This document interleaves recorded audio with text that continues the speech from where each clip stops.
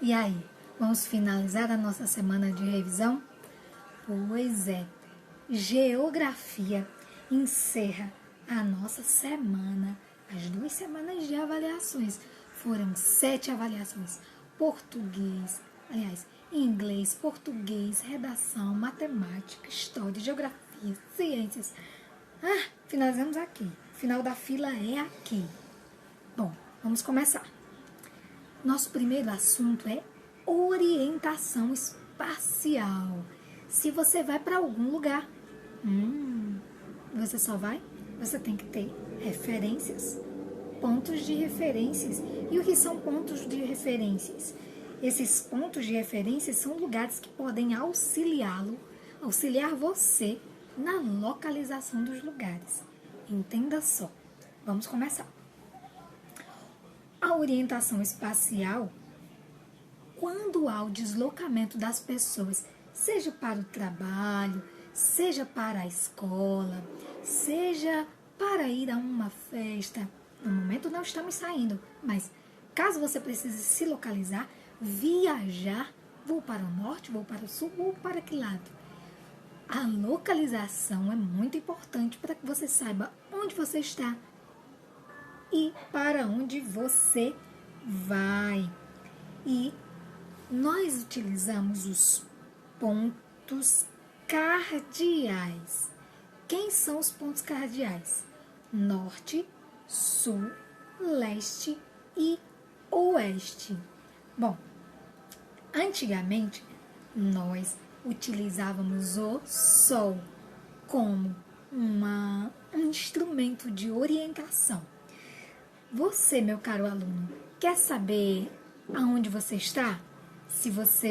Para que lado fica a escola, no norte ou no sul, sua casa? Então, olha só, você vai lá no quintal ou até na calçada. Não vai na calçada não, vai no seu quintal. E você vai virar de frente para onde o sol nasce. Onde é que o sol nasce? Você sabe? Você não sabe? O sol, o sol nasce no leste. Pronto, eu sei que o sol nasce desse lado, então preste atenção. Com a sua mão direita, você vai apontar, tá? Fica de lado. Você vai apontar com a mão direita para onde o sol nasce. E com a mão esquerda, você vai apontar para onde o sol se põe. Feito isso, à sua direita fica o leste, à sua esquerda fica o oeste. Na sua frente vai ser o norte e atrás de você é o sul. Professora, se eu for para uma trilha e me perder, é só eu posso utilizar esse método de acordo com o nascer do sol, observando o nascer do sol? Sim, observando o nascer do sol. Ou o poente, poxa, o sol se pôs desse lado. Então eu vou colocar minha mão esquerda para cá e a minha mão direita para cá. Então, aqui é o norte e lá atrás é o sul. Entendeu? Não é bacana? Bom, os antigos utilizavam o sol como instrumento de localização. Depois surgiu a bússola e depois surgiu a moça, a rosa dos ventos. E olha, a rosa dos ventos, ela vai indicar os pontos cardeais, que são esses pontos principais aqui, mas existem outros pontos que você percebe entre norte, leste, oeste e entre norte, leste, sul e oeste, você percebe que tem outras siglas, outras letrinhas aí no meio. São os pontos colaterais. Por exemplo, em uma figura, tudo que estiver entre o norte e o leste está no nordeste. Tudo que estiver entre o leste e o sul está no sudeste.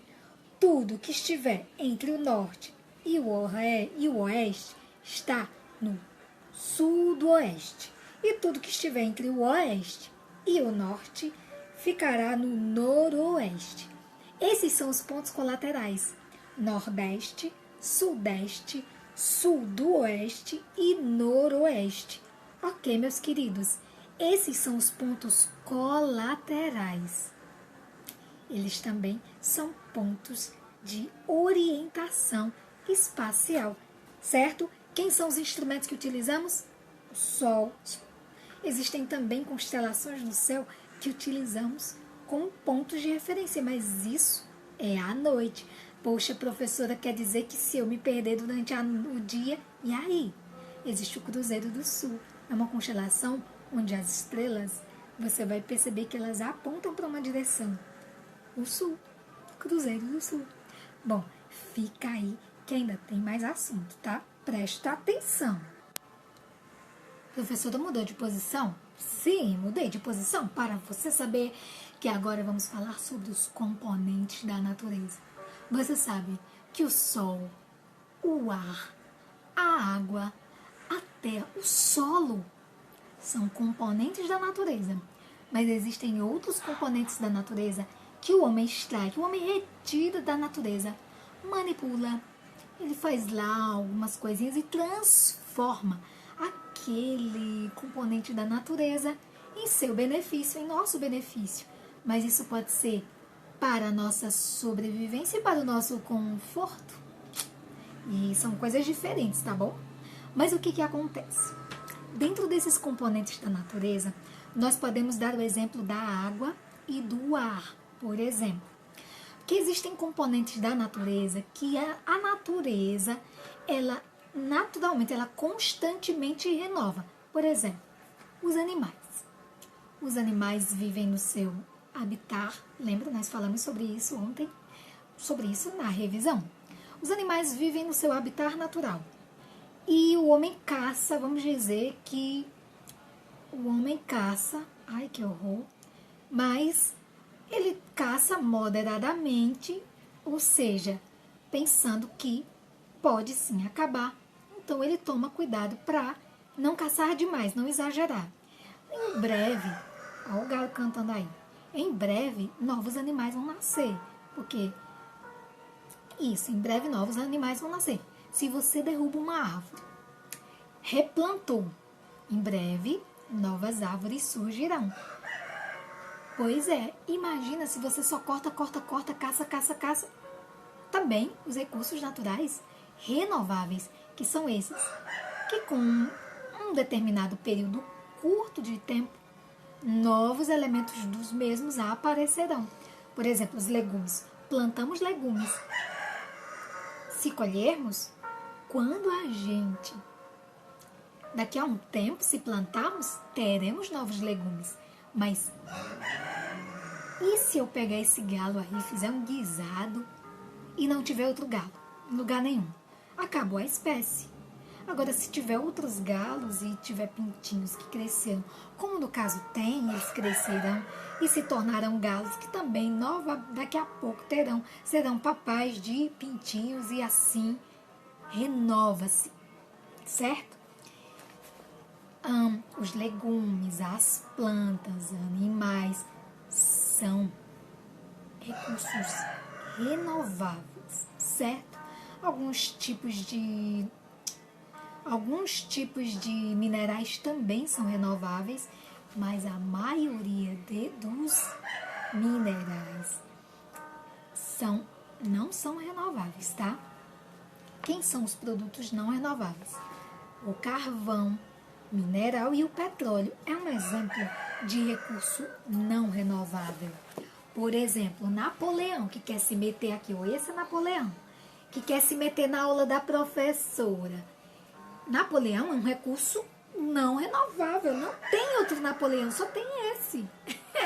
Bom, enfim, é aqui para dar audiência no YouTube que Napoleão entrou na aula. Então, o que acontece? Esses recursos renováveis, se mesmo sendo renováveis, se não tivermos cuidados, ele pode acabar. Por exemplo, a água é um recurso renovável. A água ele é um recurso renovável. Você sabe, existe todo um processo da água que já você vai aprender. Mas se nós poluirmos toda a água do planeta, se a gente poluir os rios, poluir os mares, Certo que os mares não são água doce, água potável que nós consumimos, mas existe vida lá. Lembra do habitat natural dos animais? A água? Então, o oceano é o habitat de alguns animais. E se não tivermos cuidado, perderemos ela também. É muito importante termos uma consciência. Nós não temos que saber lidar com as pessoas, sermos educados e aprender que precisamos tratar bem as pessoas. Da mesma forma é a natureza. Nós também precisamos tratar bem a natureza, respeitá-la, cuidar dela e não poluir. E se alguém poluir e você for testemunha, também tem que dizer, ei, não pode poluir, não pode jogar lixo aí, entendeu? Bom, eu espero que você tenha entendido e vamos para o próximo aluno. Aluno não! Vamos para a próxima, segunda parte dessa revisão. Vem comigo que tem mais.